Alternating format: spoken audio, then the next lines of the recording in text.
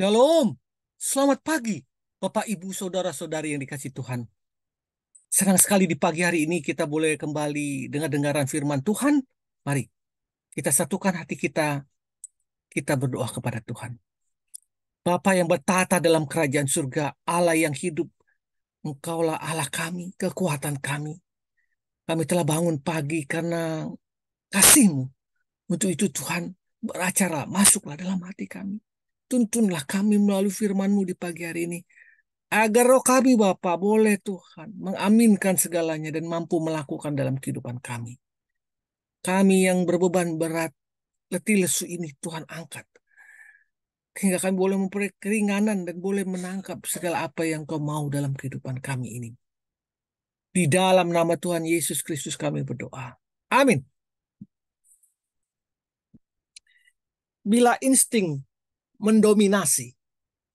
Landasan firman Tuhan diambil dari Lukas 9 ayat 46 sampai 48 yang mengatakan, maka timbullah pertengkaran di antara murid-murid Yesus tentang siapakah yang terbesar di antara mereka. Tetapi Yesus mengetahui pikiran mereka, karena itu ia mengambil seorang anak kecil dan menempatkannya di sampingnya. Dan berkata kepada mereka, barang siapa menyambut anak ini dalam namaku, ia menyambut aku. Dan barang siapa menyambut aku, ia menyambut dia yang mengutus aku. Karena yang terkecil di antara kamu sekalian, dialah yang terbesar. Oh ibu, saudara-saudari yang dikasih Tuhan. Bila kecenderungan naluriah atau insting kita biarkan bebas dengan liarnya, maka dampak yang segera kelihatan adalah benturan-benturan. Mengapa? Karena naluri punya kecenderungan ingin menang sendiri. Keegoan kita. Aku. Bayangkan apa yang akan terjadi bila dalam hidup bersama semua pihak tidak mau mengalah dan berkompromi. Harus menang, aku harus menang. Para ahli menawarkan 3 resep bagaimana mengatasi bila terjadi benturan ini. 1, konflik berhenti bila yang satu menguasai yang lain. Jadi, kedua, konflik tidak terjadi bila semua berusaha untuk menahan diri. Dan ketiga, konflik teratasi bila semua bersedia mengalah dan saling memberi. Manjurkah resep ini? Manjur juga kadang-kadang. Tetapi yang pasti hanya untuk sementara. Kenapa? Sebab jalan keluar untuk menyentuh inti persoalan yang sebenarnya adalah keakuan, keegoisan belum terselesaikan. Kita lihat tadi konflik di antara murid-murid, siapakah yang terbesar di antara para murid-murid. Mungkin kita bisa melihat sepertinya Petrus dari sudut usia, kata Petrus, saya paling senior. Dari sudut prestasi, saya mungkin membuat pengakuan yang amat bersejarah. Tetapi terserah, saya tidak berambisi kok, kata Petrus. Walaupun sebenarnya dia sangat berambisi. Kedua, Yakobus. Yakobus kata, betul, tetapi jangan lupa. Siapa yang pertama membawa engkau, Petrus, kepada guru? Aku yang membawa. Jadi sebagai murid saya lebih senior dan pasti lebih kalem. Apa dikatakan Yohanes?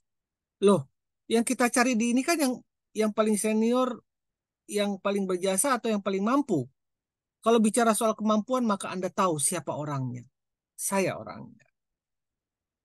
Dan terakhir Yudas berkata, realistislah kalian semua. Untuk apa?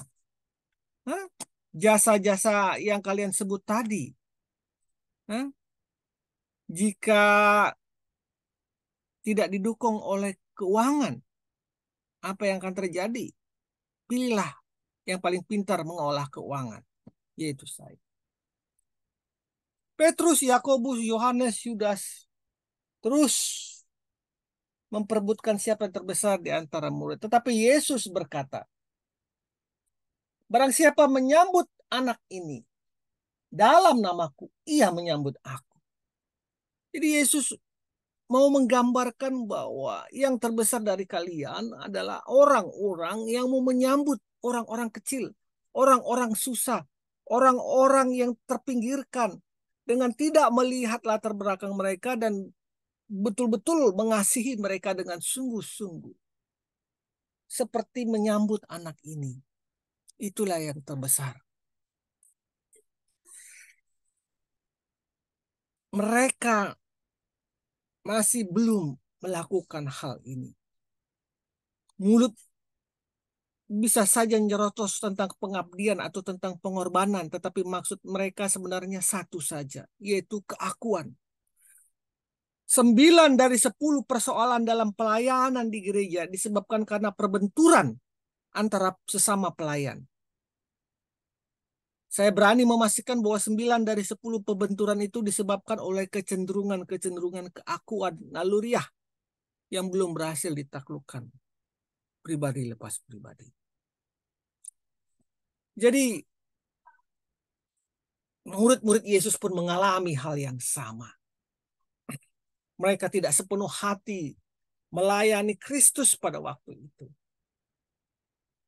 Mereka masih memilih-milih. Kita bisa melihat nanti pada ayat selanjutnya Yohanes berkata, "Guru, kami lihat seorang mengusir setan demi namamu. Lalu kami cegah orang itu karena ia bukan pengikut kita." Yesus berkata kepada, "Jangan kamu cegah, sebab barang siapa tidak melawan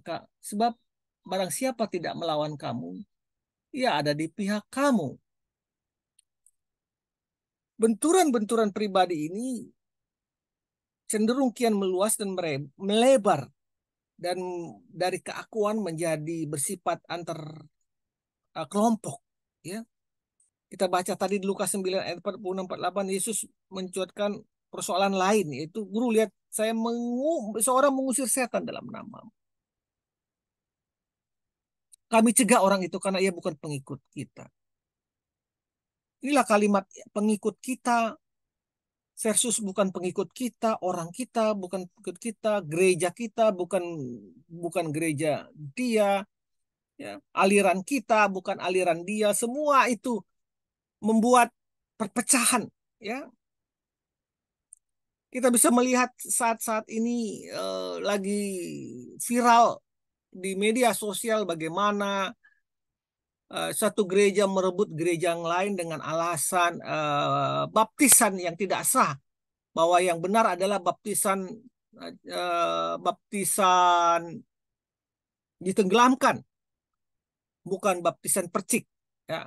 Hal-hal yang sangat tidak esensial di mata Tuhan, ya. Jadi sama-sama Kristen saja belum cukup. Apakah mereka dari HKBP, GKI, dari Bethel, Reform, atau Injili, ya? Apakah mereka mengusir dengan setan dengan cara-cara kita? Apakah mereka pengikut kita atau bukan? Luar biasa keakuan ini terus bergerak sampai kepada kelompok. Di bibir disebut adalah membela kebenaran atau mempertahankan kemurnian. Dengan alasan itu kita menghantam atau dihantam. Sebenarnya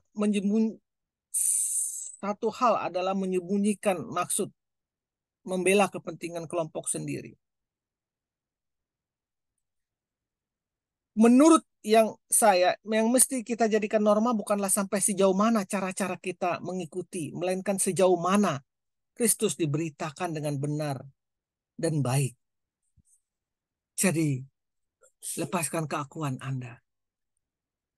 Belajar untuk menyambut orang seperti Anda menyambut seorang anak kecil.